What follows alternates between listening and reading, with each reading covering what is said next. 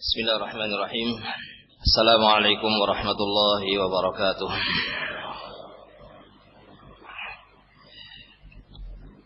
Innal hamdalillah nahmaduhu wa nasta'inuhu wa nastaghfiruh wa na'udzu billahi min shururi anfusina wa min sayyiati a'malina. Man yahdihillahu fala mudilla lahu ومن يضلل فلا هادي له وأشهد أن لا إله إلا الله وحده لا شريك له وأشهد أن محمدا عبده ورسوله يا أيها الذين آمنوا اتقوا الله حق تقاته ولا تموتن إلا وأنتم مسلمون يا أيها الناس اتقوا ربكم الذي خلقكم من نفس واحدة وخلق منها زوجها وبث منهما رجالا كثيرا ونساء واتقوا الله الذي تساءلون به والأرحام إن الله كان عليكم رقيبا يا أيها الذين آمنوا اتقوا الله وقولوا قولا سديدا يصلح لكم أعمالكم ويغفر لكم ذنوبكم ومن يطع الله ورسوله فقد فاز فوزا عظيما أما بعد فإن أصدق الحديث كتاب الله وخير الهدى هدى محمد صلى الله عليه وسلم وشر الأمور محدثاتها فإن كل محدثة بدعة وكل بدعة ضلالة wa kullu dhalalatin finnar. Ma'asyiral muslimin wal muslimat rahimani wa rahimakumullah. Alhamdulillah kita senantiasa memuji Allah dan bersyukur kepadanya atas nikmat-nikmatnya, atas kesempurnaan dari nama-nama dan sifat-sifatnya, atas keadilan dari hukum-hukumnya, dan atas hikmah dari ketetapan-ketetapannya. Dan pada pagi hari ini kita semuanya mendapatkan kebaikan dari Allah. Kita semuanya diberi kebaikan oleh Allah Subhanahu wa taala sehingga bisa hadir di majlis yang mulia ini. Ini adalah kebaikan Allah Subhanahu wa taala kepada kita yang harus kita balas dengan pujian kepadanya dan kita balas dengan bersyukur kepadanya, sehingga kita memohon kepada Allah Subhanahu wa taala mudah-mudahan Allah menjadikan pertemuan ini menjadi pertemuan yang barokah, yang diberi kebaikan dan diberi rahmat oleh Allah Subhanahu wa taala. Dan kita memohon kepada Allah Subhanahu wa taala agar kita diberi kemudahan untuk ikhlas di dalam ucapan-ucapan kita dan juga dalam perbuatan-perbuatan kita dan seluruh aktivitas yang kita lakukan. Ikhwana fiddin wa akhwati fillah, a'azzanallahu wa iyyakum. Materi yang ingin kita pelajari bersama pada pagi hari ini insyaallah sebagaimana diketahui berkaitan dengan membahas masalah hati ya, yang diambilkan dari kitab Ighatsatul Lahafan, karya Al-Imam Ibnul Qayyim rahimahullahu taala.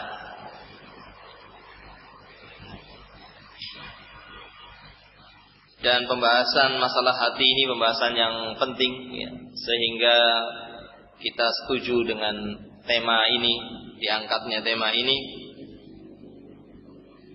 sebagaimana juga pernah ini disarankan oleh para guru kita, para masyayikh kita.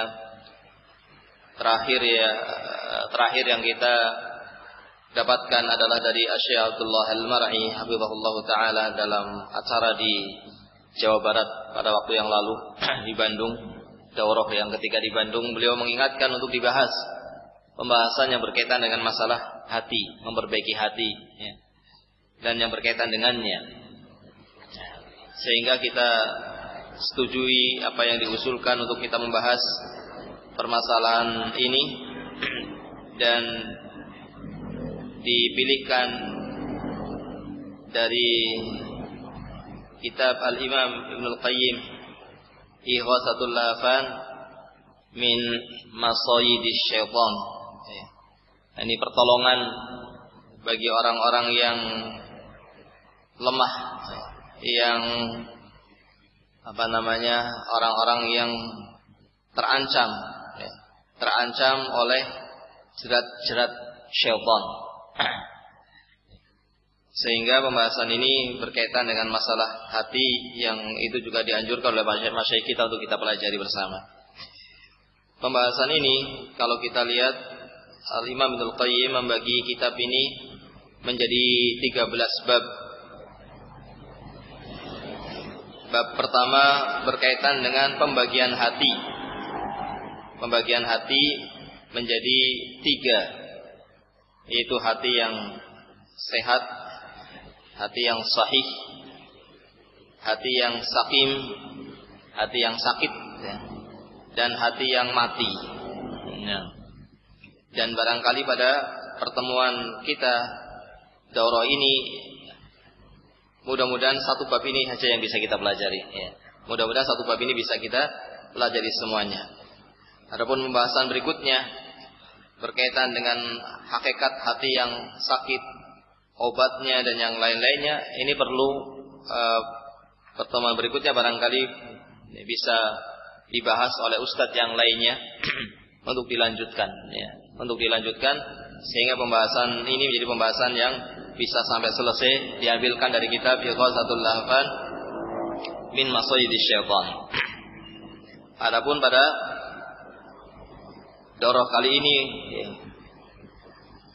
target kita hanyalah membaca bab yang pertama. Mudah-mudahan ini pun bisa selesai karena juga cukup panjang. Ikhwana fi din, azanallahu wa iyyakum.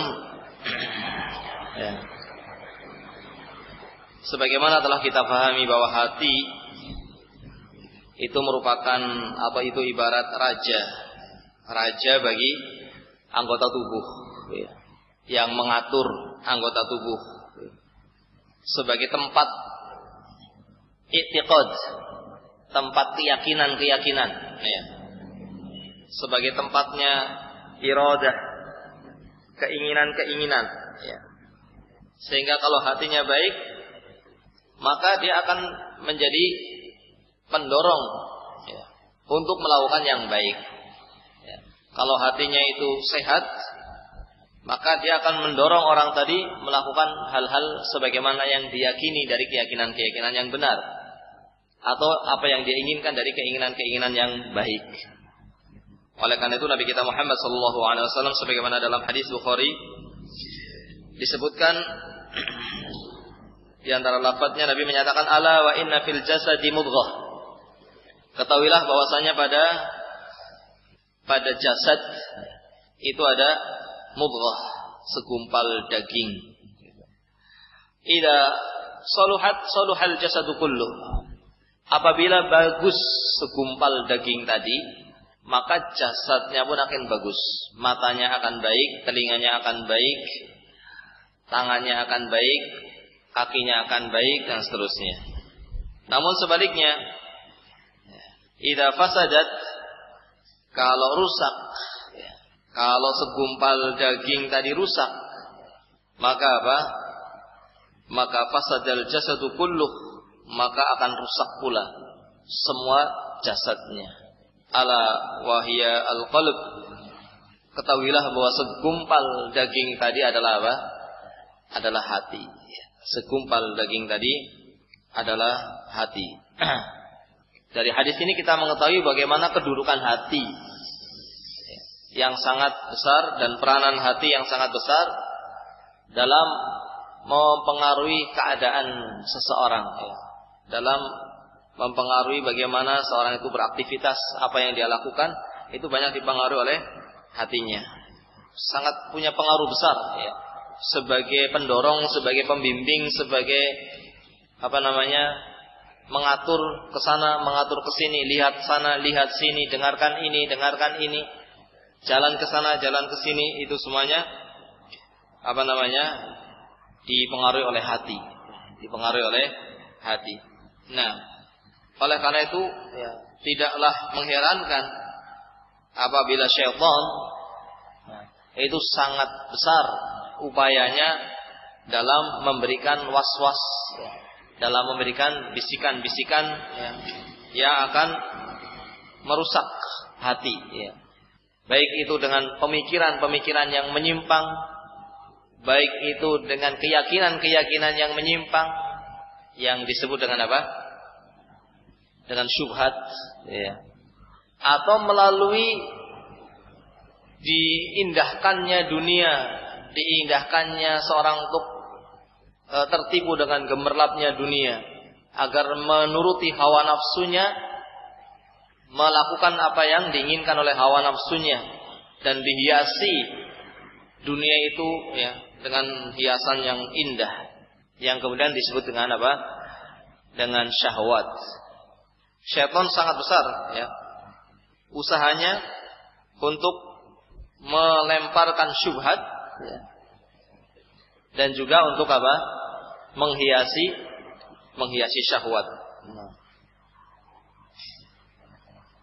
Oleh karena itu, ma'asyiral muslimin rahimani wa rahimakumullah, pembahasan masalah hati ini menjadi pembahasan yang penting untuk kita pelajari bersama, sehingga kita berusaha untuk bisa selamat, meminta kepada Allah Subhanahu wa taala, melakukan usaha-usaha, melakukan sebab-sebab yang akan menyebabkan selamatnya hati kita dari tipu daya syaitan yang mereka punya andil yang sangat besar dalam upaya untuk merusak hati dengan syahwat, dengan syubhat.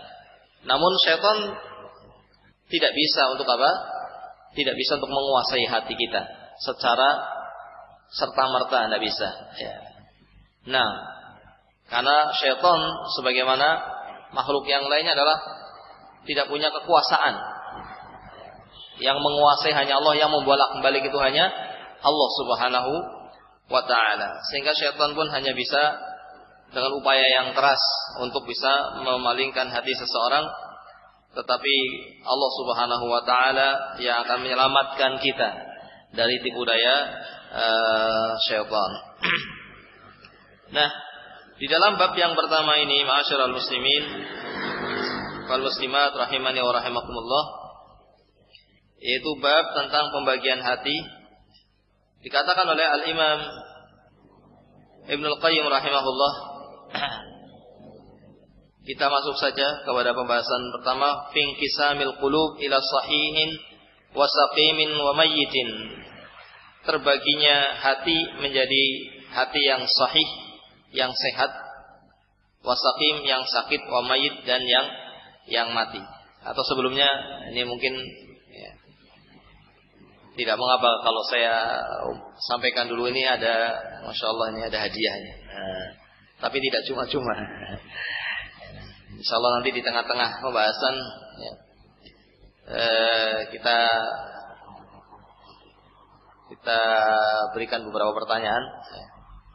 Mudah-mudahan ini bisa menjadi sebab semakin perhatiannya kita untuk mempelajari kitab ini bersama. Yang bisa jawab nanti insya Allah ada hadiah dari panitia ini, bukan dari saya, dari panitia. Baik, seputar yang saya sampaikan. Jadi diperhatikan baik-baik insya Allah. Tapi diluruskan juga niatnya.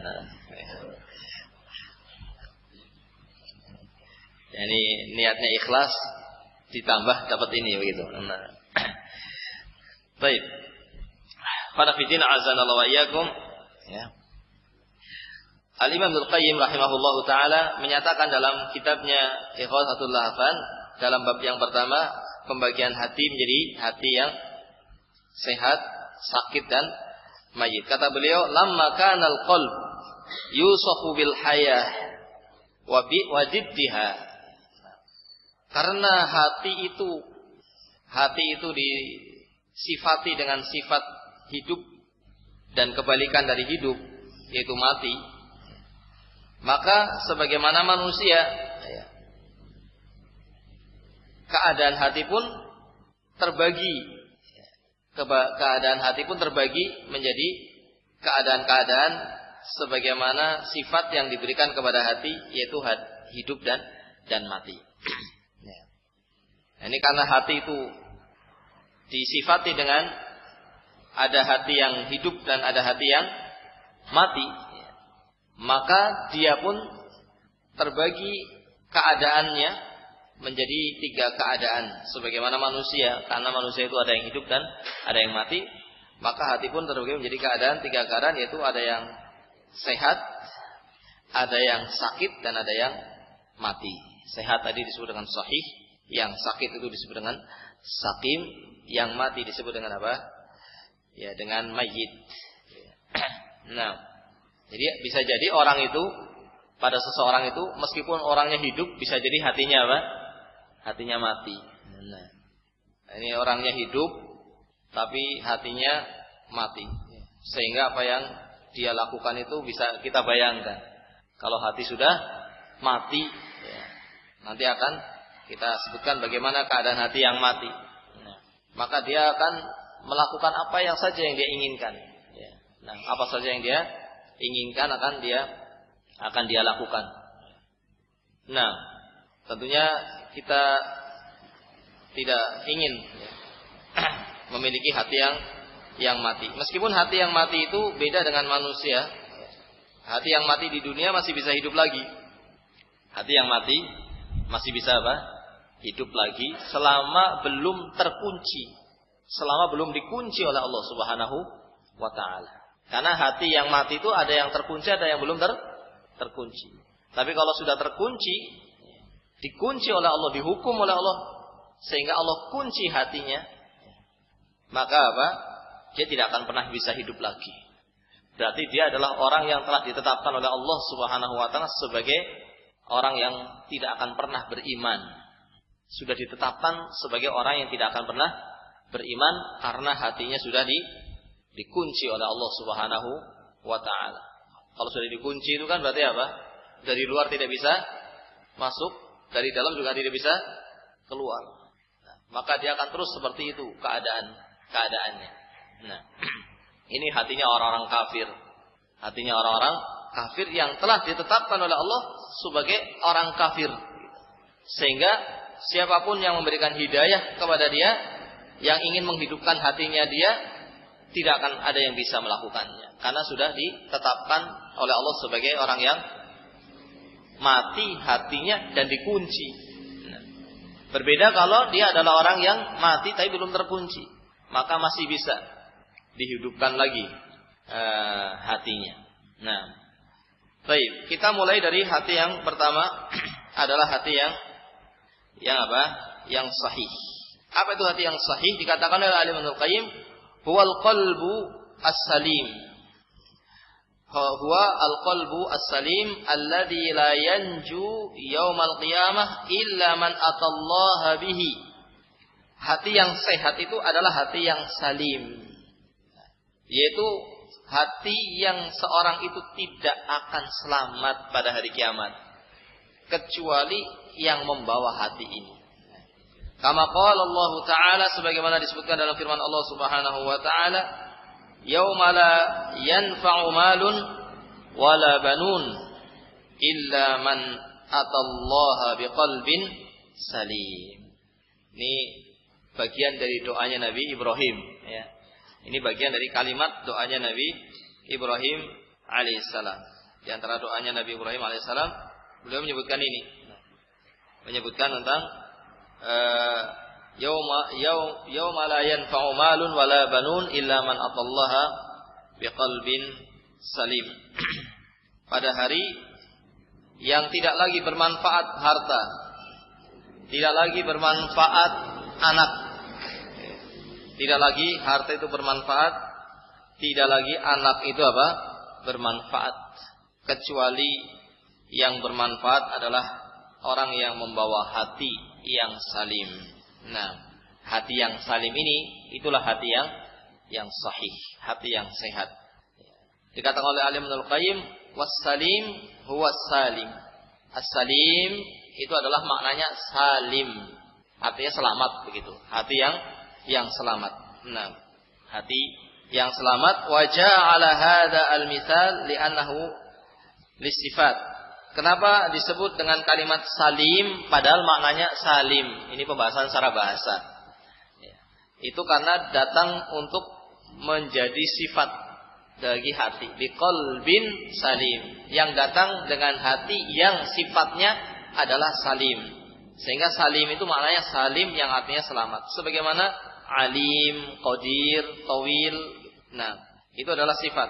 Seperti kat tawil wal qasir. Nah, baik. Kalau begitu, hati yang salim adalah al-qalbul ladzi qad sarat as-salamah sifatun sabitatun lahu. Kalau begitu, hati yang sehat adalah hati yang salim, artinya hati yang memiliki sifat selamat. Sifat selamat itu terus berada bersama dia. Nah, hatinya salim artinya dia itu hatinya selamat, dan hati yang selamat ini menjadi sifat hati tadi. Menjadi sifatnya hati tadi. Sehingga ketika berjumpa dengan Allah Subhanahu wa taala, dia membawa hati tersebut karena hati yang memiliki sifat tersebut. Sehingga disebut dengan hati yang salim, karena salim itu merupakan sifat bagi hati tersebut. Nah, lalu apa definisi hati yang salim? Waqad ikhtalafat ibaratun nas fi makna al-qalbu as-salim. Dan para ulama khilaf. Para ulama khilaf tentang pengertian apa? Hati yang salim. Tapi khilafnya itu bukan khilaf tadud. Bisa dipahami? Khilafnya itu bukan khilaf yang saling bertentangan, tidak. Tapi khilafnya dari khilaf ungkapan, mengungkapkan makna hati yang salim. Khilafnya dari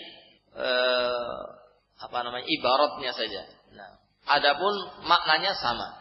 Nah, para ulama khilaf tentang definisi dari hati yang salim ini dengan ibarat yang bermacam-macam, namun kemudian oleh Al-Imam Ibnu Al-Qayyim dikumpulkan wal amr al-jami' lidzalik, dan definisi yang paling bagus setelah mendapatkan keterangan dari para ulama tentang definisi hati yang selamat, hati yang sehat atau yang selamat, kemudian disimpulkan oleh Al-Imam Ibnu Al-Qayyim dengan satu ungkapan atau dengan beberapa kalimat yang mengungkapkan definisi dari hati yang sehat tersebut. Nah, yang penting ikhwan fillah atau yang perlu kita ingatkan di sini adalah bahwasanya apa? Bahwa orang itu tidak akan selamat di akhirat kecuali yang membawa hati ini. Ini yang harus kita perhatikan supaya kita betul-betul berusaha untuk memiliki hati ini, memiliki hati yang seperti ini, hati yang salim. Karena yang selamat di hadapan Allah nanti, yang selamat di akhirat nanti tidak lain adalah kecuali orang yang membawa hati yang selamat. Nah, dan kita tahu bahwasanya apa? Menghadap Allah, berjumpa dengan Allah Subhanahu wa taala itu bukan sesuatu yang masih jauh, bukan. Seorang itu bisa 10 menit lagi, 5 menit lagi, bisa jadi akan meninggalkan dunia ini dan berjumpa dengan Allah Subhanahu wa taala atau menemui Allah Subhanahu wa taala. Dalam artian dia akan berjumpa dengan alam akhirat. Jangan dianggap kiamat kan masih lama. Dajjalnya aja belum keluar. Kalau Dajjal sudah keluar, itu masih waktunya masih lama karena satu hari bisa ukurannya nanti 40 tahun. Kalau begitu hari kiamat kan masih jauh. Itu kiamat kubro. Iya. Kalau kiamat kubro, belum ada tanda-tanda dekatnya. Tapi tanda-tandanya sudah ada. Tapi tanda-tanda yang dekat belum. Seperti apa? Keluarnya Dajjal, keluarnya Ya'juj, Ma'juj, turunnya Nabi Isa alaihissalam. Tapi di sana ada kiamat yang namanya kiamat sughra. Ada kiamat kecil yang itu bisa datang 10 menit lagi. Bisa datang sebelum 10 menit. Dan itu kiamat. Itu juga merupakan kiamat. Oleh karena itu orang Arab mengatakan idza matal insan faqad qamat qiyamatuhu. Kalau seorang itu meninggal dunia, maka sudah terkena kiamat. Nah, Kalau sudah terkena kiamat, maka dia akan segera berjumpa dengan Allah Subhanahu wa taala, dan tidak ada yang selamat ketika bertemu dengan Allah kecuali yang memiliki hati yang salim. Nah, yauma la yanfa'u malun wala banun. Tidak lagi bermanfaat hartanya, tidak lagi bermanfaat anak-anaknya. Tidak ada lagi bermanfaat harta dan anak. Illa man atallah, kecuali yang menghadap Allah, bertemu dengan Allah saat dia meninggal dunia, dia adalah orang yang apa? Dia adalah orang yang hatinya itu selamat. Nah, baik. Tadi kita katakan bahwa ini adalah petikan dari doanya Nabi Ibrahim yang disebutkan dalam surat Asy-Syu'ara. Surat Asy-Syu'ara ayat 87-89. Nabi Ibrahim berdoa dengan doanya, wala tuhzini yauma yub'atsun. Ya Allah, janganlah engkau menjadikan aku termasuk orang-orang yang celaka pada hari kebangkitan, yaitu hari yang tidak lagi bermanfaat harta dan anak, illa man atallaha biqalbin salim, kecuali orang yang datang dengan membawa hati yang salim. Nah, lalu apa itu hati yang salim? Kita lihat ibarat yang disebutkan oleh Al-Imam Ibnul Qayyim rahimahullahu taala. Hati yang salim, kata Al-Imam Ibnul Qayyim, annahu alladhi salima min kulli syahwatin tukhalifu amrullah wa nahyahu wa min kulli syubhatin tu'aridu khabarahu. Hati yang selamat adalah hati yang selamat dari syahwat. Nah, selamat dari hawa nafsu yang ingin menyelisih perintah Allah dan ingin menyelisihi larangan Allah Subhanahu wa taala. Dan selamat dari syubhat yang menentang berita-berita Allah Subhanahu wa taala. Ini hati yang selamat. Selamat dari hawa nafsu. Yang hawa nafsu itu menginginkan menyelisih perintah Allah. Hawa nafsu itu menginginkan untuk menyelisih perintah Allah Subhanahu wa taala dan ingin menyelisih larangan Allah Subhanahu wa taala. Selamat dari syahwat, gitu ya.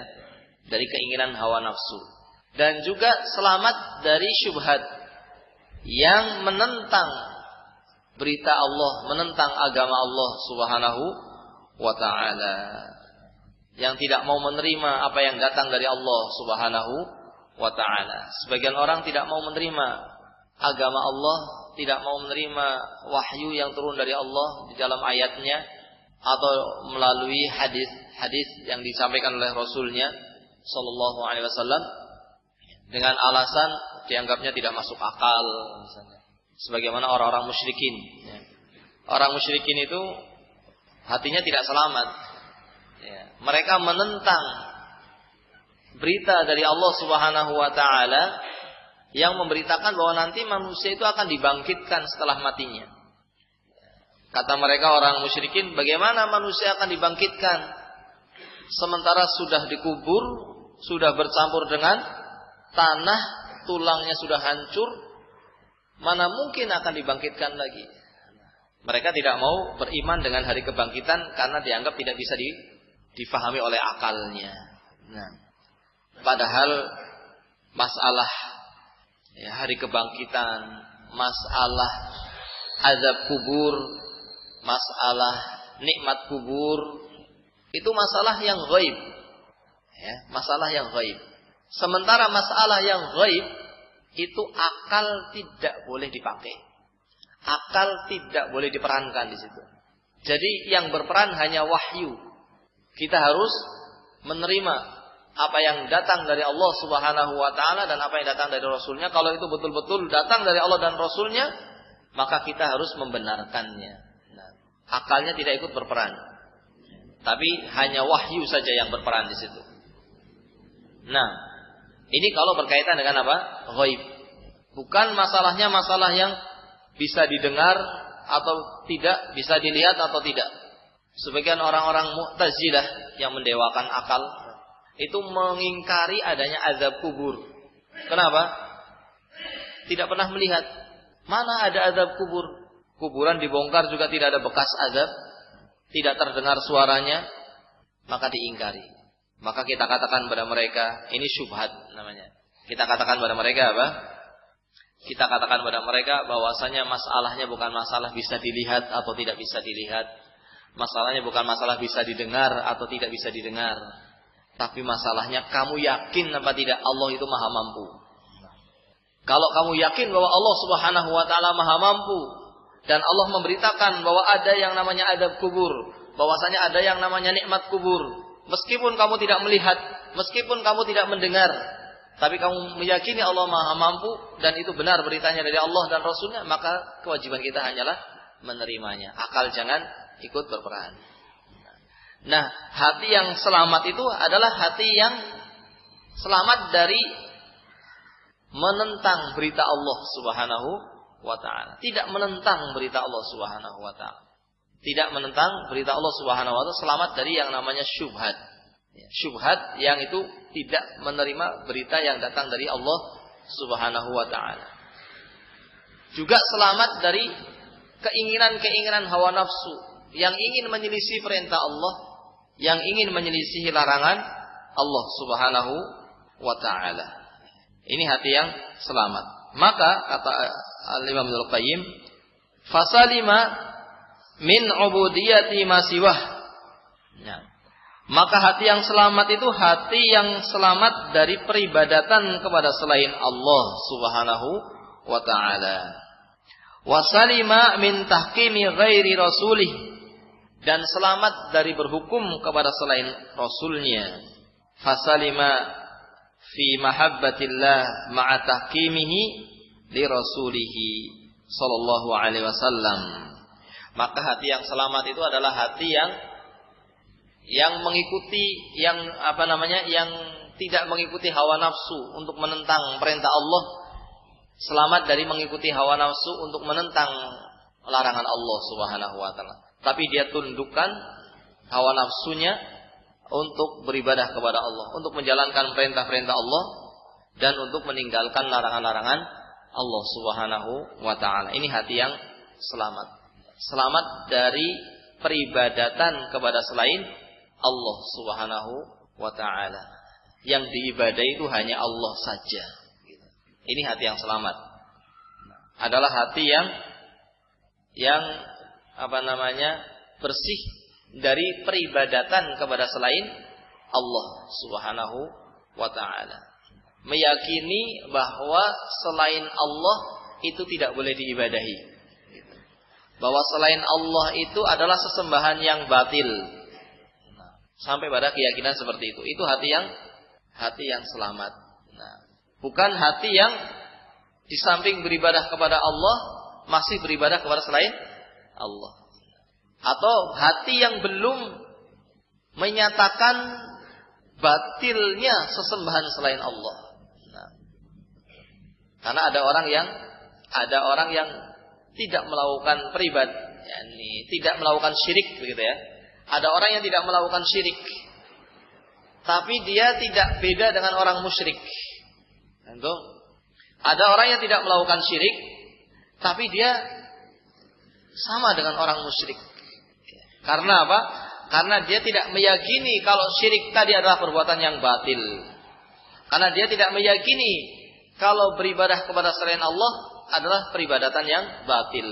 Dia tidak meyakini kalau sesembahan selain Allah itu sesembahan yang batil. Maka meskipun dia tidak berbuat syirik secara zahir, tapi dia hatinya bukan hati yang selamat. Karena dia belum membersihkan hatinya dari peribadatan kepada selain Allah subhanahu wa ta'ala. Meskipun zahirnya tidak melakukan perbuatan syirik, yang lainnya melakukan penyembelihan kepada selain Allah, misalnya sedekah bumi, kalau di sini sedekah laut, yang lainnya iuran, dia nggak iuran. Kenapa kamu nggak iuran? Masya Allah, bagus sekali kamu, nggak punya uang saya. Jadi nggak iurannya itu bukan mengingkari peribadatan kepada selain Allah, tidak. Tapi dia tidak iurannya karena tidak punya uang. Maka ini tidak beda dengan orang musyrik. Belum selamat hatinya, sampai hatinya selamat dari peribadatan kepada selain Allah subhanahu wa ta'ala. Ini perkara yang sangat penting. Ikhwan fillah azanallahu wa iyyakum, harus kita pahami.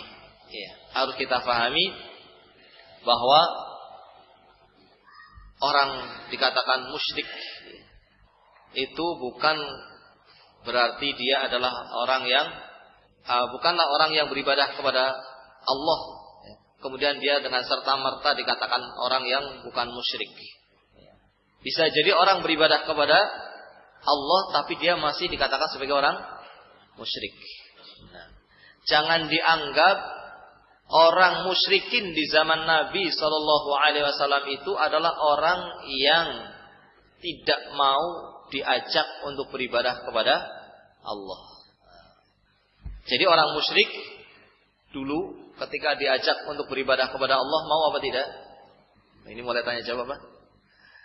Orang musyrikin dulu ketika diajak untuk beribadah kepada Allah mau apa tidak? Mau.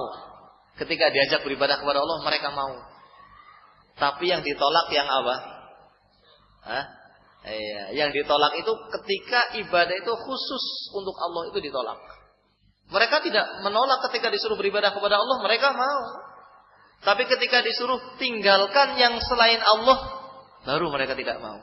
Makanya ketika mereka disuruh untuk mengucapkan la ilaha illallah, mereka paham bahwa makna la ilaha illallah itu berarti la ilaha, tidak ada yang diibadahi illallah kecuali hanya Allah. Yang diibadahi selain Allah ditinggalkan. Tidak ada yang diibadahi dengan benar illallah kecuali hanya Allah saja. Berarti yang selain Allah tidak boleh diibadahi. Itu yang mereka tolak. Itu yang mereka tolak. Bukan mereka tidak mau beribadah kepada Allah.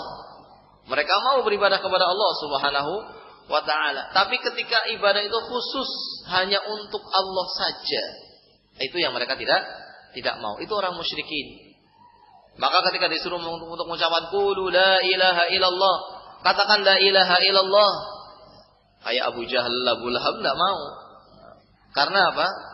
Mereka tahu maknanya. Kalau mengucapkannya berarti harus meninggalkan yang diibadahi selain Allah Subhanahu wa ta'ala. Maka mereka menjawab, aja'alal aliha ilahan wahida, inna hadza la syai'un ujab. Apakah yang mau diibadahi itu hanya satu saja? Itu sungguh sesuatu yang aneh. Kalau yang diibadahi kok hanya satu saja, itu sesuatu yang aneh, maka ditolak. Artinya tidak mau mengucapkan itu karena mereka tahu konsekuensinya, mereka paham maknanya. Maka sungguh memprihatinkan kalau sekarang ada orang yang mengucapkan la ilaha illallah tapi masih beribadah juga kepada selain Allah. Salatnya, puasanya, baca Qur'annya, itu semua tidak ada nilainya. Nah, kalau dia masih beribadah kepada selain Allah Subhanahu wa ta'ala, dan dia bukan orang muslim kalau masih beribadah kepada selain Allah Subhanahu wa ta'ala, meskipun dia beribadah kepada Allah. Meskipun dia juga beribadah kepada Allah dalam hal yang lainnya, tapi dia masih melakukan peribadatan juga kepada selain Allah, maka dia belum memiliki hati yang selamat. Karena dikatakan oleh Imam Ibnu Qayyim rahimahullah taala, hati yang selamat itu adalah hati yang selamat ya dari hal peribadatan, min ubudiyah ma siwahu, selamat dari beribadah kepada selain Allah Subhanahu wa taala. Wasalima min tahkimi ghairi rasulihi, dan selamat pula dari berhukum kepada selain rasulnya. Nah, jadi dia adalah orang yang mengikuti hukum Allah Subhanahu wa ta'ala. Hatinya itu meyakini bahwa berhukum itu dengan hukum Allah Subhanahu wa ta'ala. Hatinya meyakini bahwasanya selain hukum ya, bahwasanya hukum yang bertentangan dengan hukum Allah, hukum yang bertentangan dengan syariat Allah adalah hukum yang batil. Itu hatinya meyakini seperti itu. Selamat dari berhukum kepada selain utusan Allah, selain hukum Allah yang dibawa oleh utusannya. Maka hati yang selamat adalah hati yang selamat salima fi mahabbatillah ma'a tahkimihi li rasulihi fi khawfihi wa rajaihi wa tawakkul alaihi wal inabah ilaihi wa dhulli lahu wa ithari mardatihi fi kulli halin wa taba'ud min sukhtihi bi kulli tariqin. Nah, wa hadha huwa haqiqatul ubudiyyah allati la tasluh illa Allah wahdah. Kalau begitu hati yang selamat adalah hati yang dipenuhi dengan cinta kepada Allah Subhanahu wa taala dan tidak memberikan cinta yang ibadah kepada selain Allah, tidak memberikan cinta yang ibadah. Karena cinta itu tidak satu macam ya. Cinta itu tidak satu macam. Ada cinta yang ibadah, ada cinta yang apa? Yang bukan ibadah. Cinta yang tabiat. Cinta yang sifatnya tabiat, artinya Allah berikan kepada orang tadi sifat cinta kepada beberapa orang, beberapa keadaan misalnya. Misalnya seorang ayah cinta kepada anaknya, anak cinta kepada ayahnya. Ini cinta apa? Ibadah atau tabiat? Tabiat. Itu memang diberi oleh Allah. Tabiat manusia itu cinta kepada anaknya. Tabiat manusia itu suami cinta kepada istrinya, istri cinta kepada suaminya. Nah, kalau yang seperti ini bukan cinta ibadah. Tapi kalau cintanya adalah cinta yang ibadah, ya, maka itu hanya diberikan khusus untuk Allah Subhanahu wa ta'ala. Cinta ibadah itu biasanya ada pengagungan. Cinta yang ada pengagungan di sana. Misalnya karena cintanya kepada seseorang sampai diagungkan, sampai ketika dia turun dari pesawat, ketika turun dari tangga pesawat, disembelihkan sembelihan untuk menghormati turunnya dia. Saking cintanya kepada orang tadi, ketika turun dari selamat dia menyembelih hewan untuk menghormatinya. Ini cintanya cinta apa? Cinta ibadah. Atau karena saking cintanya ketika sholat fotonya ditaruh di depannya. Nah, fotonya dia ditaruh di depan dia, diagungkan. Ini namanya cinta apa? Cinta ibadah. Nah, orang yang hatinya selamat tidak ada cinta ibadah kecuali hanya kepada Allah Subhanahu wa ta'ala. Yang diagungkan hanya Allah Subhanahu wa ta'ala. Beda dengan cinta tabiat. Cinta tabiat itu tidak apa-apa. Cinta kepada anak, cinta kepada istri, tidak apa-apa. Tapi jangan sampai cintanya kepada anak, cintanya kepada istri, kemudian terjatuh kepada pelanggaran syariat. Meskipun kalau terjatuh pada pelanggaran syariat tidak harus dikatakan syirik. Cinta kepada harta, boleh apa tidak cinta kepada harta? Boleh. Cinta pada mobil, punya mobil, kemudian dia cintai mobilnya, boleh? Ya boleh, itu wajar. Nggak pengen mobilnya hilang, nggak pengen mobilnya rusak, nggak pengen mobilnya kotor. Saking cintanya kepada mobilnya atau motornya, sudah azan masih dibersihkan motornya. Nantilah, masih baru azan. Biasanya komatnya 10 menit lagi bersihkan. Sudah komat juga, aduh tanggung masih kotor sebentar lagi lah. Kan apa namanya? Ini sholat apa misalnya? Sholat duhur biasanya agak lama. Terus dibersihkan sampai akhirnya apa namanya, dibisik oleh setan lagi. Nah, ayo apa namanya, nanti saja. Kalau sudah ruku, kalau dapat ruku kan sahabat saja dapat 1 rakaat. Masih lama Anda. Sampai akhirnya ketinggalan sampai salam. Sudah pada keluar dari masjid, dia belum sholat. Kata setan, bahwa apa itu sholat berjamaah kan khilaf hukumnya di antara ulama. Akhirnya nggak sholat jamaah. Yang seperti ini syirik atau bukan ini? Nyuci motor, bersihkan motor sampai nggak sholat berjamaah. Syirik atau bukan? Hah? Nah, ini ada hadiahnya sekarang. Syirik atau bukan? Siapa yang berani? Syirik atau bukan? Syirik. Kenapa syirik? Mengagungkan apa? Mengagungkan motor itu bukan mengagungkan motor, karena dia cinta kepada motor, itu masih apa? Cinta kepada motor ibadah atau bukan?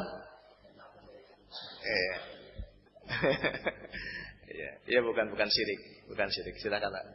Syirik kenapa? Apa? Iya, berpaling dari perintah Allah. Tapi dia nanti sholat, cuma tidak berjamaah. Ya, maksiat. Tapi syirik atau bukan? Antum tadi bilang syirik, sekarang bukan. Syirik atau bukan? Bukan syirik. Kenapa bukan syirik? Padahal dia mencintai motor sampai tidak sholat berjamaah. Dia mencintai motornya sampai nggak sholat berjamaah. Nah, bukan syirik. Kenapa bukan syirik?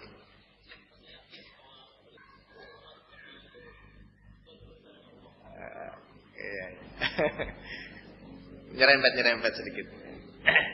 Yang sedang kita bahas adalah bahwa cinta itu ada dua. Cinta yang ibadah, cinta yang tabiat. Cinta yang ibadah ini yang akan menjatuhkan orang pada syirik.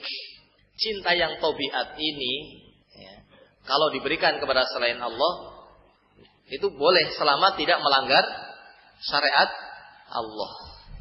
Cinta kepada motor boleh apa tidak? Boleh. Tapi jangan sampai melanggar syariat Allah. Jangan sampai mencuci motor sampai tidak apa? Tidak sholat berjamaah. Tapi syirik atau bukan? Nah, coba siapa yang berani? Syirik atau bukan? Ya. Kenapa?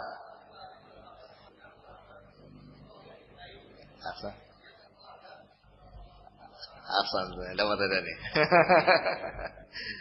Iya. Bukan syirik. Iya, itu bukan syirik. Ya, kok. Ini dari panitia ya, bukan dari saya. Apa namanya? Bukan syirik karena cintanya bukan cinta ibadah. Jadi maksiatnya sesuai dengan apa yang dia lakukan. Dosa, dan dosanya dosa besar karena meninggalkan apa? Sholat berjamaah. Dosa, tapi dosanya dosa meninggalkan sholat berjamaah. Bukan dosanya dosa syirik, bukan. Oh, kamu syirik kamu. Mencintai motor sampai enggak sholat berjamaah, bukan. Dosanya dosa meninggalkan sholat berjamaah. Tapi bukan syirik. Meninggalkan sholat berjamaah syirik atau tidak? Tidak syirik. Jadi bukan. Dosanya itu sesuai dengan apa yang dia lakukan. Kalau dia mencintai sesuatu sampai berbuat syirik, kalau dia mencintai sesuatu yang tabiat sampai berbuat syirik, ya itu syirik. Apa? Dia telah terjatuh pada perbuatan syirik. Tapi kalau dia mencintai sifatnya tabiat dan kemudian melanggar karena mencintai motor, mencintai rumah, mencintai istri sampai kemudian mencuri misalnya, itu bukan syirik. Tapi dia dosanya dosa mencuri. Dosanya tetap dosa mencuri. Meskipun dibangun di atas cintanya kepada istri. Saking cintanya kepada istri, mencuri. Supaya istrinya senang, ingin memberikan hadiah, dia mencuri. Nah, karena ingin membantu fakir miskin, dia mencuri miliknya orang kaya untuk fakir miskin. Nah, bagaimana ini? Ya tidak boleh. Dosanya dosa mencuri. Kalau mau berbuat baik kepada fakir miskin, ya jangan mencuri. Ya, ini dia membantu sesuai dengan apa yang dia mampu. Bisa dipahami ya? Artinya yang dimaksud dengan syirik itu kalau cintanya cinta yang ibadah. Cinta yang ibadah itu biasanya cinta yang ada pengagungan. Sebagaimana tadi kita sebutkan, saking cintanya kepada seseorang, maka fotonya ditaruh di depan imam. Ini fotonya ustadz kami. Saking kami cintainya selalu ditaruh di depan pengimaman. Itu masuk ke dalam cinta yang sifatnya ada pengagungan kepada orang tersebut. Itu masuk ke dalam cinta yang hukumnya adalah cinta kepada selain Allah yang ibadah, sehingga terjatuh kepada syirik kepada Allah Subhanahu wa taala. Kalau yang tadi bukan berarti boleh ya. Wah, ini bukan syirik, enggak apa-apa, bukan. Itu dosanya juga dosa yang besar karena meninggalkan salat berjamaah. Apa hukumannya? Meninggalkan salat berjamaah. Dahulu Nabi SAW sudah berazam ingin membakar rumah orang-orang yang tidak menuju ke masjid untuk salat berjamaah. Kalau sekarang kira-kira bagaimana yang enggak ke masjid itu? Kebanyakan tidak ke masjid. Tapi Nabi Nabi mengurungkan niatnya karena beliau mengingat bahwasanya di dalam rumah tersebut ada orang-orang yang tidak wajib untuk apa? Untuk sholat, sebagaimana wanita, seperti wanita, kemudian orang yang sakit misalnya. Sehingga diurungkan. Tapi niat beliau menunjukkan bahwa sholat berjamaah itu suatu kewajiban yang sangat besar. Hingga Nabi hendak mengutus orang-orang untuk membakar rumah yang di sana ada orang laki-laki yang tidak sholat. Kalau sekarang bukan sholat berjamaah yang ditinggalkan, sholatnya yang ditinggalkan.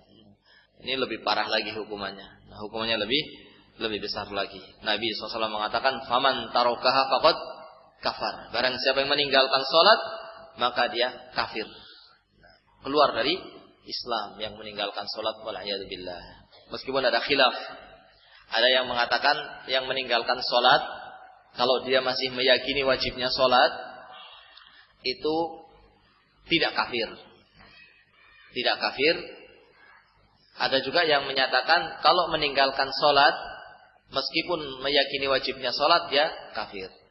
Ada khilaf di antara para ulama, tapi yang mendekati atau yang lebih benar adalah pendapat yang mengatakan kafirnya orang yang meninggalkan sholat meskipun dia meyakini wajibnya sholat. Meskipun dia meyakini wajibnya sholat. Kalau tidak meyakini wajibnya sholat, sepakat para ulama. Meyakini sholat 5 waktu tidak wajib.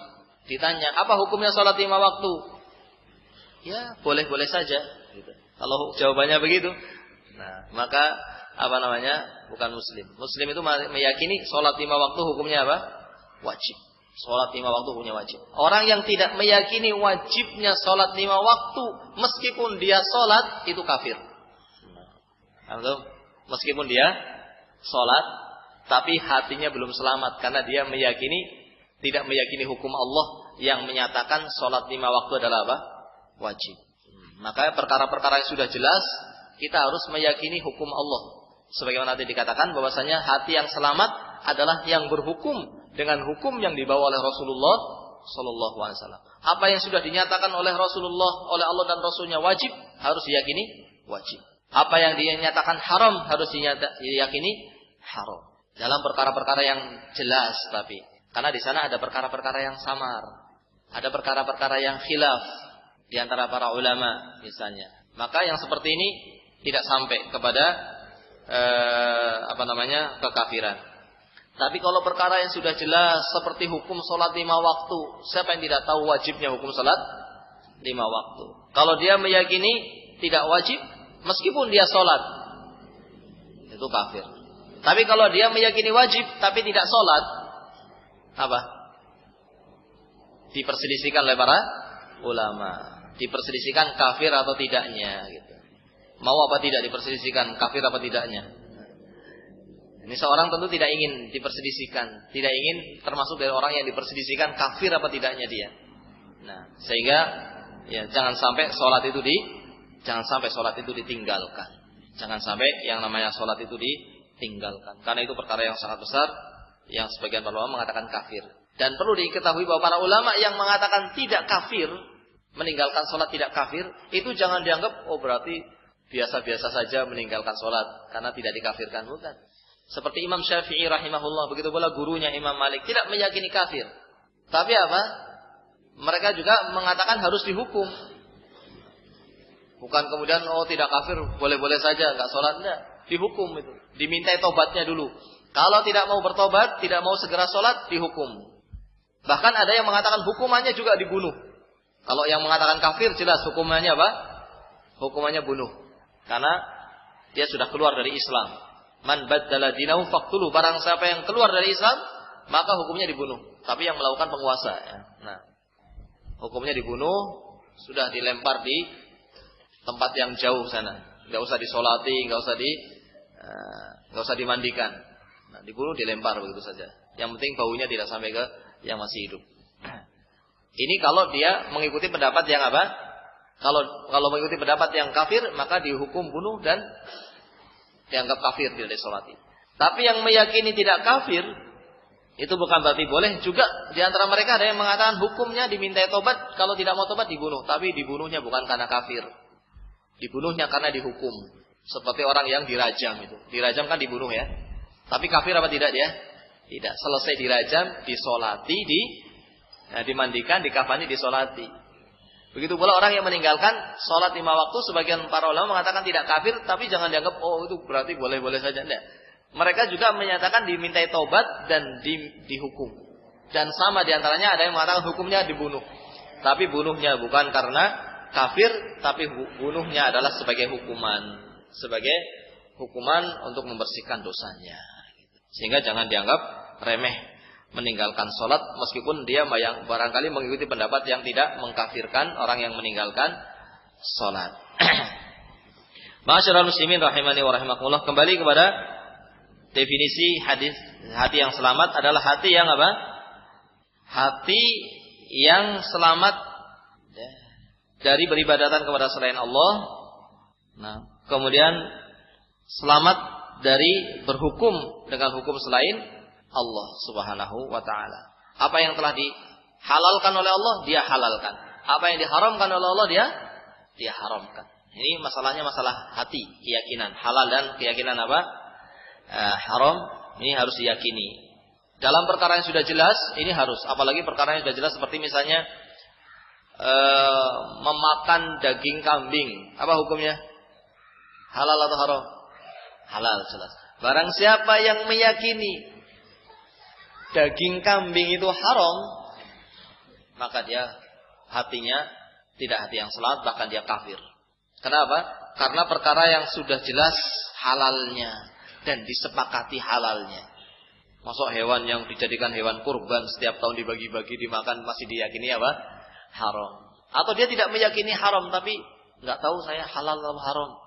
Ini tidak boleh. Harus dia meyakini hukum Allah telah menghalalkan daging itu, dia meyakini halalnya.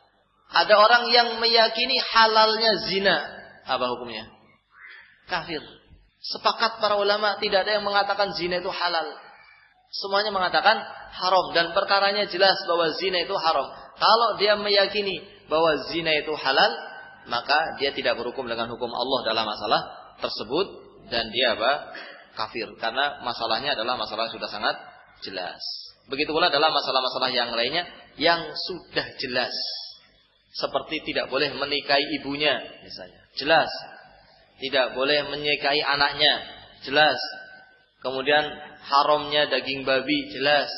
Dalam perkara-perkara yang sudah jelas, maka kita harus dengan tegas mengikuti hukum Allah Subhanahu wa taala. Adapun perkara-perkara yang samar, ya, itu kita bertanya kepada para ulama, ya, kalau masih samar, mana yang benar, mana yang salah, kita tanyakan kepada para ulama dan kemudian kita yakini hukum tersebut sebagai kewajiban kita untuk berhukum dengan hukum Allah Subhanahu wa taala.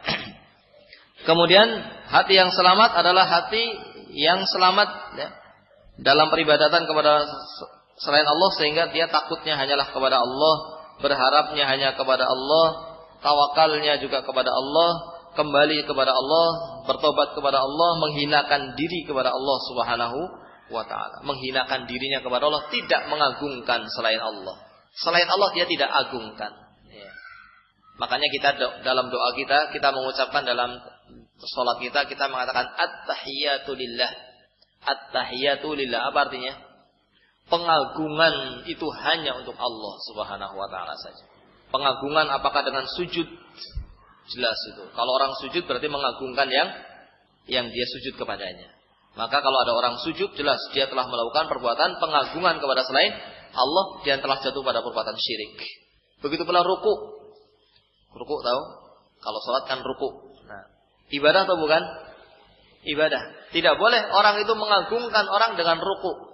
Karena ruku adalah ibadah. Bahkan dengan berdiri pun tidak boleh. Kalau maksudnya mengagungkan, seperti mengagungkan Allah. Nah, seperti waktu sholat. Ada orang yang dia cintai.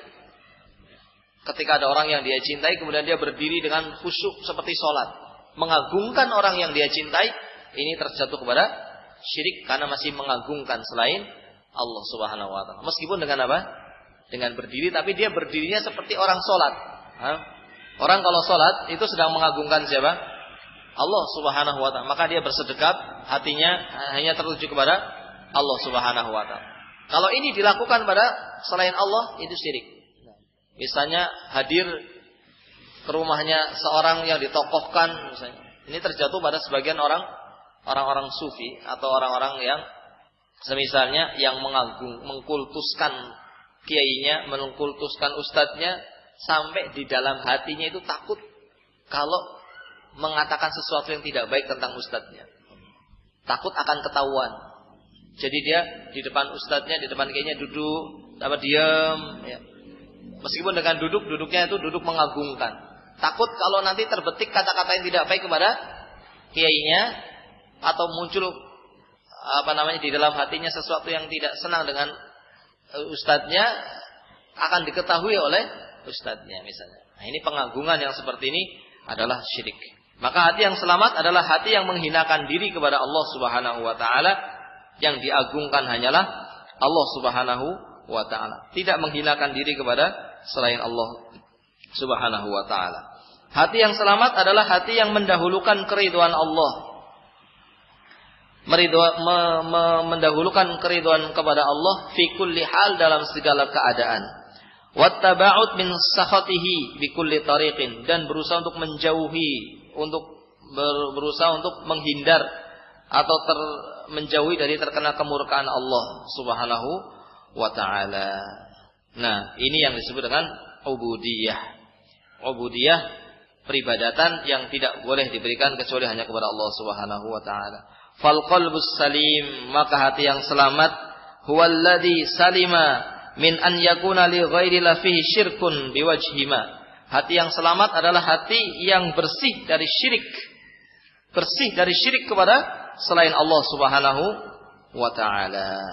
Nah, bahkan bal qad khalasat ubudiyatahu lillah iradatan wa mahabbatan wa tawakkulan wa inabatan wa ikhbatan wa khasyatan wa rajaan wa khalasa amalahu lillah. Fa in ahabba billah wa in abghadha fillah wa in a'ta lillah wa in mana'a lillah. Nah, wa in mana'a lillahi azza wa jalla. Hati yang selamat itu, ya, hati yang bersih dari ada perbuatan syirik. Nah, baik syirik besar ataupun syirik kecil. Ya. Nah, tadi bersih dari peribadatan kepada selain Allah. Begitu pula bersih dari syirik kecil. Bersih dari syirik kecil, karena dikatakan adalah hati yang sudah bersih, baik secara keinginan, ataupun secara cinta, ataupun tawakal, ataupun inabah, ataupun khasyah, yaitu takut, ataupun harapan, semuanya hanya untuk Allah Subhanahu wa ta'ala. Bersih hatinya dari keinginan-keinginan untuk mendapatkan pujian, misalnya. Bersih, tidak ada keinginan untuk mendapatkan pujian. Tidak ada cinta yang ibadah kepada selain Allah, tidak ada takut yang ibadah kepada selain Allah. Tawakal hanya kepada Allah Subhanahu wa ta'ala. Nah, maka di sini pentingnya orang untuk takut dari syirik. Selalu takut dari syirik. Karena itu menunjukkan hati yang selamat. Nah, hati yang selamat itu justru hati yang bersih dari syirik, dan tidak mungkin orang akan bersih dari syirik kecuali kalau dia takut, punya rasa takut dari syirik. Oleh karena itu, para salaf dahulu, mereka adalah orang-orang yang takut, ya, dari berbuat syirik kepada Allah Subhanahu wa taala, dan takut dari terjatuh kepada sifat kemunafikan. Takut dari terjatuh pada sifat kemunafikan.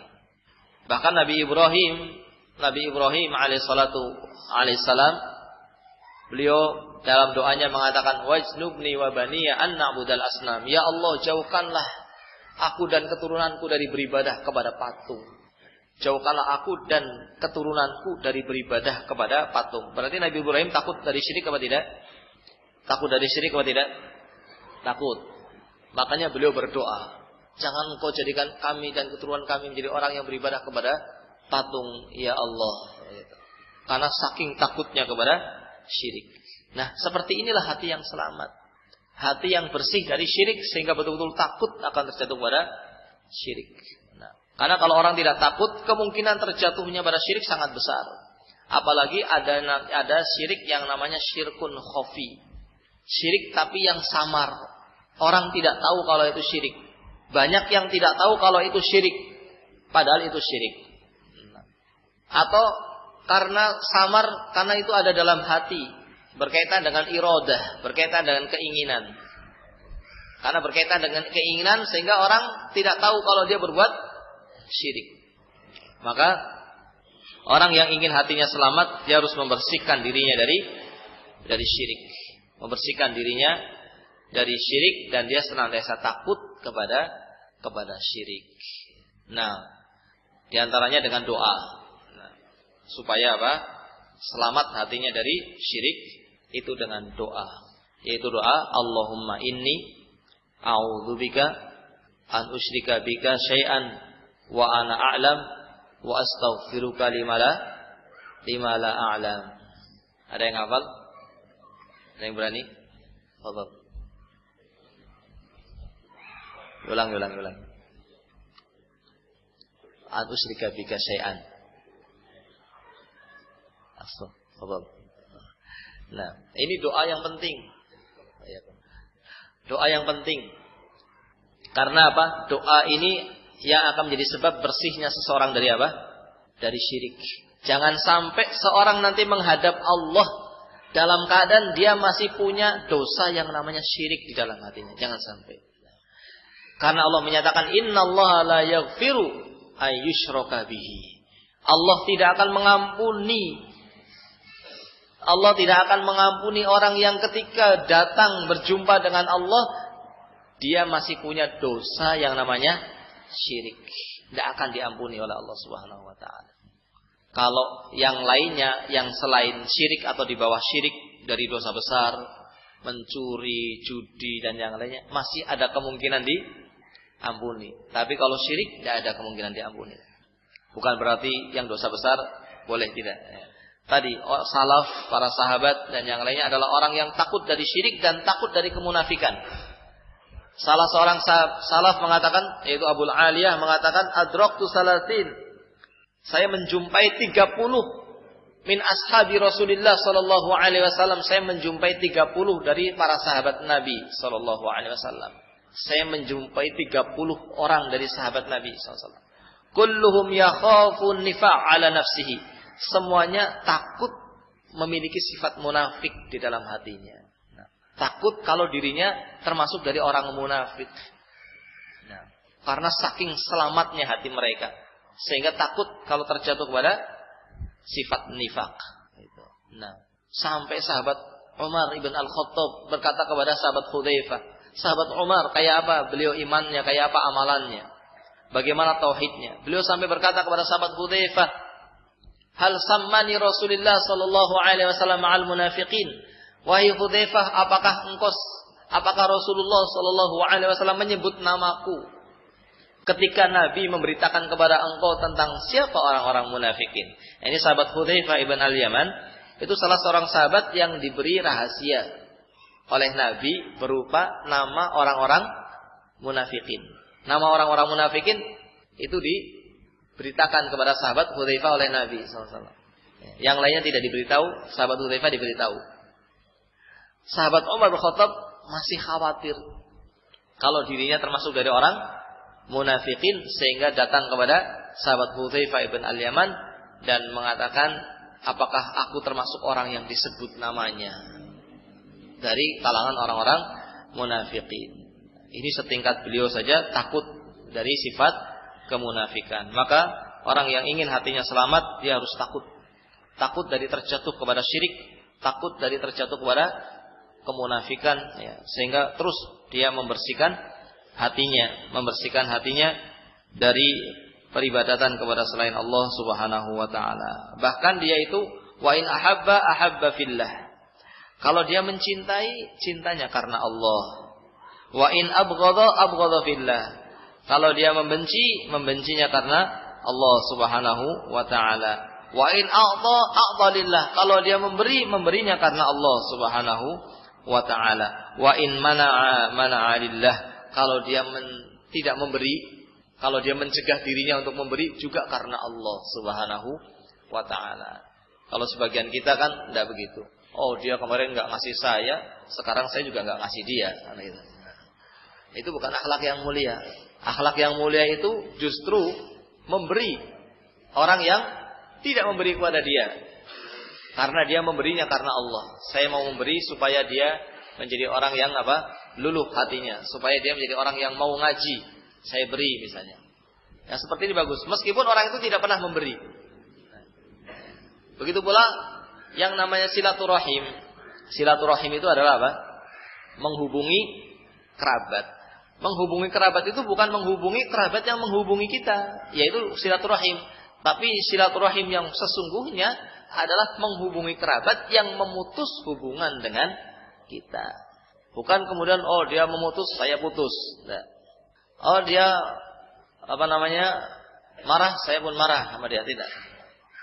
Tapi dia melakukannya karena Allah Subhanahu wa taala. Disebutkan dalam kisah pertempuran dalam perang sahabat Ali bin Abi Thalib itu dalam satu pertempuran beliau itu sudah hendak menebaskan pedangnya kepada orang kafir. Ketika pedang hendak diayunkan, diludahi. Wajahnya diludahi. Barangkali kalau kita tambah marah kan, yang tadinya mau tidak terlalu kencang, tambah kencang. Gitu ya. Ini malah tidak jadi diayunkan. Kenapa? Takut memenggalnya bukan karena Allah, tapi karena marah kepada dia. Ini menunjukkan bagaimana mereka adalah orang yang betul-betul kalau cinta, cintanya karena Allah. Kalau benci, bencinya karena Allah Subhanahu wa taala. Nah, ini akhlak yang mulia. Yang inilah akhlaknya orang yang nanti akan mendapatkan naungan ketika tidak ada naungan kecuali naungan yang diciptakan oleh Allah Subhanahu wa taala. Di antara orang yang mendapatkan naungan nanti di padang mahsyar. Padang mahsyar tahu? Tempat yang Tempat yang datar. Tidak ada pepohonan, tidak ada tempat berteduh kecuali yang diciptakan oleh Allah untuk orang-orang tertentu. Di antaranya adalah orang yang cinta karena Allah, bertemu karena Allah, berpisahnya juga karena Allah. Jadi dia meninggal dunia dalam keadaan dalam hatinya ada cinta kepada Allah, kepada orang tersebut. Ketika masih hidup dia bergaulnya juga karena cintanya kepada Allah Subhanahu wa taala. Ketika dia berpisah, salah satunya meninggal juga masih dibangun di atas cintanya kepada Allah Subhanahu wa ta'ala. Ini diantara yang mendapatkan naungan ketika manusia nanti dikumpulkan di padang mahsyar. Maka ini perkara yang sangat kita harapkan untuk kita membersihkan hati kita dengan menumbuhkan cinta karena Allah, benci karena Allah, cintanya karena Allah Subhanahu wa ta'ala, bukan karena bukan karena pribadinya. Dan ini bukan perkara yang semudah membalik tangan. Ini bukan perkara yang semudah membalik tangan, karena biasanya seorang itu secara tabiat itu menginginkan bagian untuk dirinya. Tapi ini tidak ada bagian bagi dirinya, semuanya karena Allah Subhanahu wa ta'ala. Kalau ini ada pada diri kita, cintanya karena Allah, bencinya karena Allah Subhanahu wa ta'ala, maka mudah-mudahan akan menjadi orang yang mendapatkan naungan pada hari yang sangat mengerikan. Bagaimana tidak mengerikan? Dikumpulkan, dibangkitkan di padang mahsyar dalam keadaan telanjang, dalam keadaan tidak pakai alas kaki, dalam keadaan tidak dikhitan. Tidak dikhitan artinya apa? Potongan yang sudah dibuang itu besok kembali lagi. Nah, ini menunjukkan maha kuasanya Allah SWT yang kita sekarang nggak tahu di mana, ya kan? Tapi nanti kembali lagi. Nah, dibangkitkan dalam keadaan potongan hitam itu kembali kepada dia. Dalam keadaan telanjang sehingga tidak bisa berteduh. Mau berteduh pakai apa? Kalau sekarang pakai baju masih bisa untuk berteduh. Ini tidak ada tempat berteduh.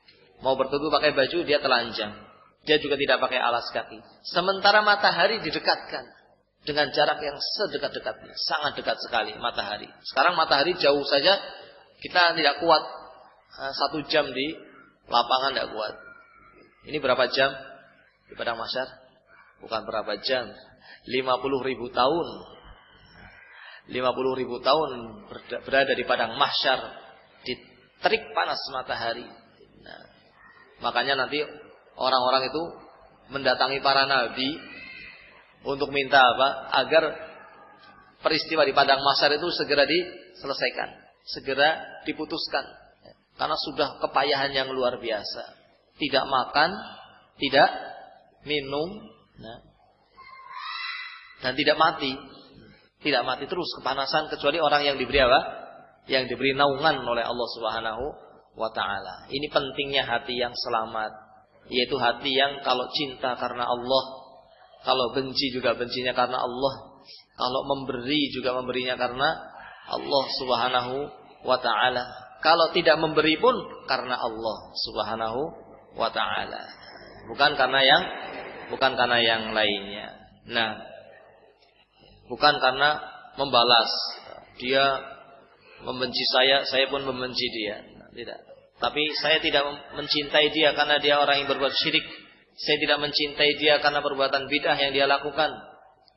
Bukan karena dia menyakiti saya, tidak. Cinta karena Allah tidak akan bertambah karena sebab kebaikan dia kepada saya. Dan tidak akan berkurang karena sebab perbuatan jelek dia kepada pribadi saya. Tapi saya cinta kepada dia karena dia adalah orang yang beriman, dia orang yang bertakwa. Saya membenci dia sebatas maksiat yang dia lakukan. Kalau orang kafir tidak ada cinta sama sekali. Orang kafir tidak boleh diberikan cinta sama sekali kepada mereka. Meskipun mereka adalah karib kerabat kita, tidak boleh ada cinta kepada mereka. Nah, tapi bukan berarti boleh menyakiti, tidak.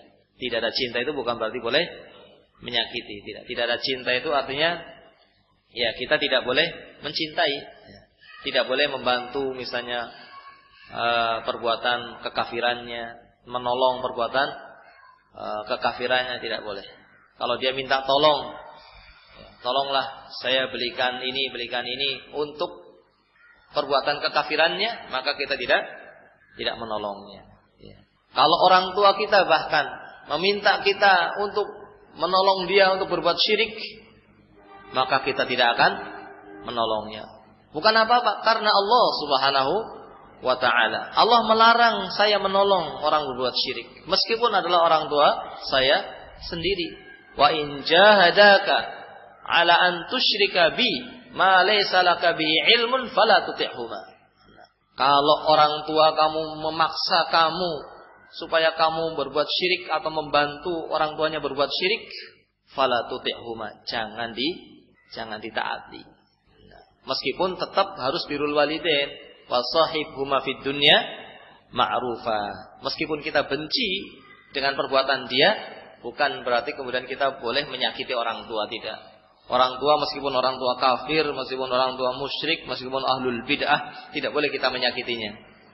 Tidak boleh kita menyakitinya, kita tetap berbuat baik, tetap birrul walidain, tapi tidak boleh mentaati perintah dia berbuat maksiat. Apalagi syirik, merupakan kemaksiatan yang paling besar. Yang di bawah syirik, nyuruh tolonglah belikan 1 botol minuman, minuman mabok maksudnya. Tolonglah belikanlah, lagi nggak ada uang ini, gimana? Mau apa tidak? Wah, nggak bisa pak. Tolong, sampai nangis sekali saja tolong belikan. Mau apa tidak? Sampai nangis orang tuanya. Tidak boleh kita mentaatinya, karena Allah melarangnya. Jadi dia tidak memberi karena Allah Subhanahu wa ta'ala. Ketika dia memberi, memberinya karena Allah. Ketika dia tidak memberi, dia juga tidak memberinya karena Allah Subhanahu wa ta'ala. Ini hati yang salim. Hati yang selamat adalah orang yang membersihkan hatinya dari kerusakan-kerusakan hati, dari peribadatan kepada selain Allah. Apakah itu yang namanya cinta, apakah yang namanya takut, apakah yang namanya tawakal, diserahkan urusannya kepada Allah Subhanahu wa ta'ala. Dalam segala urusan dia serahkan kepada Allah Subhanahu wa ta'ala. Baik. Tinggal 5 menit.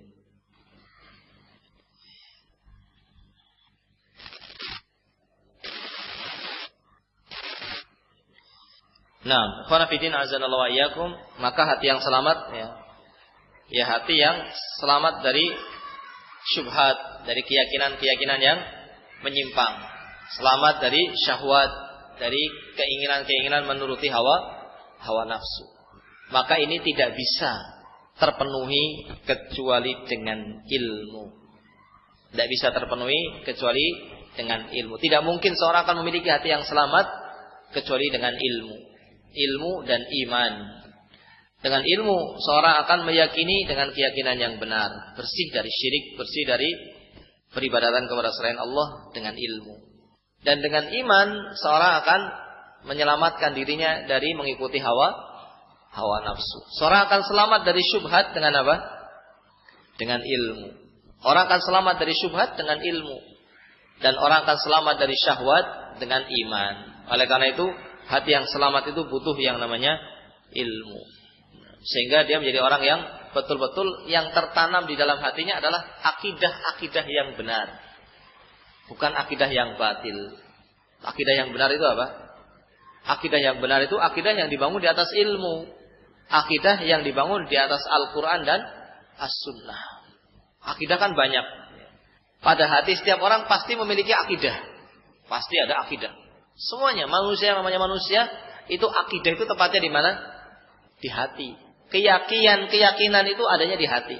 Menghukumi ini halal, ini haram dan yang lainnya ada di hati. Benci, cinta itu ada di hati. Nah, ini boleh, ini tidak boleh, ini syirik atau ini bukan syirik ada di hati. Nah, maka di sini butuh yang namanya ilmu. Karena jangan sampai nanti yang ada dalam hati kita adalah keyakinan yang salah. Jangan sampai ada dalam hati kita keyakinan apalagi sampai membenarkan syirik misalnya. Membenarkan bid'ah misalnya. Jangan sampai di dalam hati kita masih ada peribadatan kepada selain Allah berupa cinta ibadah kepada selain Allah. Takut yang ibadah kepada selain Allah. Ini dibersihkan. Semua keyakinan ya, yang ada di sekitar kita, kita harus nyatakan bahwa semua keyakinan itu adalah keyakinan yang batil. Semua keyakinan yang ada di sekitar kita, yang sangat banyak itu, keyakinan-keyakinan itu, semuanya adalah keyakinan yang batil, kecuali keyakinan yang dibangun di atas ilmu. Kecuali keyakinan yang dibangun di atas Al-Quran dan As-Sunnah, itulah keyakinan yang benar. Maka dibersihkan hati itu dari keyakinan yang salah. Bersihkan hati itu dari syubhat, dari keyakinan-keyakinan yang salah, dengan cara menuntut ilmu. Dengan ilmu memahami Al-Quran dan As-Sunnah dengan benar, dengan pemahaman salafus saleh, maka seorang akan apa? Seorang akan menjadi salim hatinya, akan menjadi selamat hatinya dari syubhat. Kemudian dengan menuntut ilmu, maka dia pun akan bisa menambah imannya. Dengan memaksa hawa nafsu untuk tunduk menjalankan perintah Allah dan meninggalkan larangan Allah, maka dia pun akan menjadi orang yang selamat dari syahwat. Nah, akan menjadi orang yang meningkat imannya. Dan kemudian dengan meningkatnya iman, orang akan selamat dari mengikuti syahwatnya. Maka kunci dari hati yang selamat adalah, diantaranya adalah dengan ilmu. Dibersihkan keyakinan-keyakinannya dari yang salah. Dengan prinsip tadi, semua keyakinan, apakah itu yang berkaitan dengan akidah, ini syirik atau bukan syirik. Begitu pula yang berkaitan dengan hukum syariat Allah, ini halal atau haram, ini wajib atau sunnah. Dan keyakinan-keyakinan yang lain yang ada dalam hati kita, itu harus dibangun di atas Al-Quran dan As-Sunnah, sehingga menjadi hati yang selamat. Sehingga dia adalah hati yang beribadah hanya kepada Allah, menjadi hati yang menghalalkan apa yang Allah halalkan, menjadi hati yang mengharamkan apa yang Allah haramkan, menjadi hati yang membenci apa yang dibenci oleh Allah, menjadi hati yang mencintai apa yang dicintai oleh Allah. Sehingga ketika dia memberi karena Allah, ketika dia tidak memberi karena Allah, ketika dia mencintai cintanya karena Allah, ketika dia marahnya juga karena Allah Subhanahu wa ta'ala. Nah, barangkali ini sebagai sebuah ringkasan dari pembahasan hati yang selamat. Masih ada beberapa hal yang berkaitan dengan hati yang selamat, insyaallah kita sampaikan ba'da salat zuhur insyaallah. Wallahu taala a'lam bishawab. Wassallallahu nabiyana Muhammad wa ala alihi washabihi ajmain.